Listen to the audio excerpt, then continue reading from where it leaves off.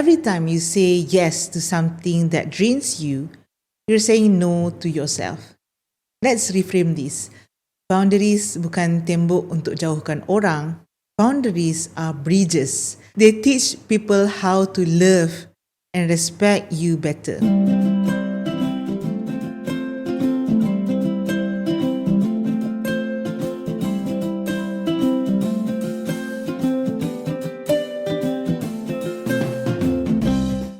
Hi ladies, hello mamas. Welcome back to You Rock podcast untuk high achieving women who want to lead, love and live with more calm, clarity and confidence. I'm your host Dr. Aleh Majid, life coach, Enneagram practitioner and mama navigating all the beautiful and messy layers of ambition and motherhood. So hari ni we're diving into a big one, boundaries. Specifically, how to set them without feeling guilty. Because I know just the word boundaries pun dah buat ramai orang rasa tak selesa. But trust me, by the end of this episode, you'll see that boundaries bukan kasar. Boundaries are kind, clear and necessary for your peace. Why it's so hard to set boundaries? Kalau you are like most of my clients, you probably said at some point, I don't want to hurt anyone's feelings. Kalau I tak tolong, siapa lagi nak buat? I feel bad saying no. That guilt, it usually comes from two things. Fear of disappointing people or the belief that your worth is tied to how much you give. And for high-achieving women, especially moms, this gets amplified. You've always been the one to show up, handle things, be reliable. But here's the truth. Every time you say yes to something that drains you, you're saying no to yourself. Let's reframe this. Boundaries bukan tembok untuk jauhkan orang. Boundaries are bridges. They teach people how to love and respect you better. They protect your energy, they protect your focus, they protect your emotional safety.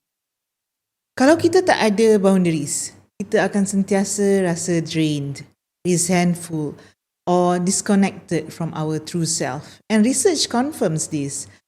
Healthy boundaries are essential for emotional well-being. A review from positivepsychology.com shows that boundaries help reduce burnout, increase self-respect and preserve mental health. I've seen this so many times in coaching, women saying yes to clients, yes to family, colleagues, even when deep down, dia tak larat, dia tak agree or dia tengah burn out. Tapi takut rasa, jahat kalau tolak. Let me just say this, boundaries are not rejection, they are self-respect. Dulu, I used to say yes to everything, that extra meeting, last minute requests, favors, unpaid work. And every time I ignored my limits, I look calm on the outside, but dalam hati, rasa serabut. Itu bukan dalam hati ada taman tau. Dalam hati rasa serabut. I snap at my kids, I get annoyed with my husband, I'd question myself, padahal I wasn't angry at them. I was angry at me for abandoning my own needs. Bila I finally started saying, let me get back to you, I can't commit to that right now, or I need some quiet time this weekend, I didn't just feel better, I felt free. Here's another key insight. Guilt is normal, but it's often not a reliable signal that you're doing something wrong. As Dr. David Tian explains, guilt in boundary setting often comes from old conditioning, not present reality. Let's make this easy. You don't have to start with big dramatic no's. Here are 3 simple but powerful boundaries you can try this week. Number 1, time boundaries. Block off just 30 minutes a day for you. That's it. No kids, no clients, no work, no chores, no catching up on work. Just pause and be. This could look like duduk diam dengan secawan kopi, or journaling to clear your mind, or tidur kejap. tanpa rasa guilty. Or listening to a calming audio or walking in silence. It might feel strange at first, like, boleh kan rehat sekarang? Banyak benda nak buat kan? Tapi bila you buat consistently, your body will start trusting you again. The second thing is communication boundaries. You don't have to reply to every message immediately. The world won't fall apart if you respond later, right? This could look like not checking WhatsApp the moment you wake up or replying during designated focus windows, or you can even mute group chats that drain you. Letting people know I'll get back to you by this evening is some of the ways that you can honor your communication boundaries. Sometimes the pressure isn't even from outside. It's not from others. It's from ourselves. So remind yourself you're not available 24/7, and that's okay. And number 3 is emotional boundaries.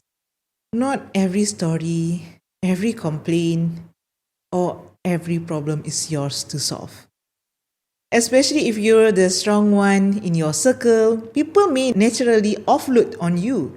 But before you absorb everything, pause and ask, is this mine to carry? So this doesn't mean you stop caring. It means you stop over carrying, right? If someone's venting but it's affecting your peace, it's okay to gently redirect the conversation or step away for a moment. Say something like, I hear you. Can we talk about this later when I'm in a better space? Here's some ways of protecting your energetic boundaries. Energetic boundaries protect your emotional capacity so you can show up with presence when it truly matters. Also know this, the discomfort you feel when setting boundaries is a sign of growth. Abby Metcalf reminds us that guilt often means you're shifting from people pleasing into self-advocacy. Start small. You don't have to overhaul everything overnight. Tapi setiap boundary you set, you're teaching the world how to treat you. And you're also teaching yourself that your needs matter. Take a deep breath with me, close your eyes kalau boleh, and just ask yourself, where in my life do I feel stretched too thin? What do I need to protect my energy this week? Write it down. Honor it. That's your boundary starting point.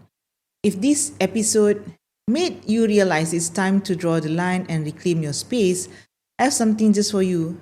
The Calm Within workbook is a free reflective guide for women who are done with people pleasing and ready to reconnect with their inner calm. Download it now at the link in the show notes or DM me the word calm on Instagram at alia.majid and I'll send to you personally. And kalau you rasa ready for deeper support, book a complimentary clarity call with me.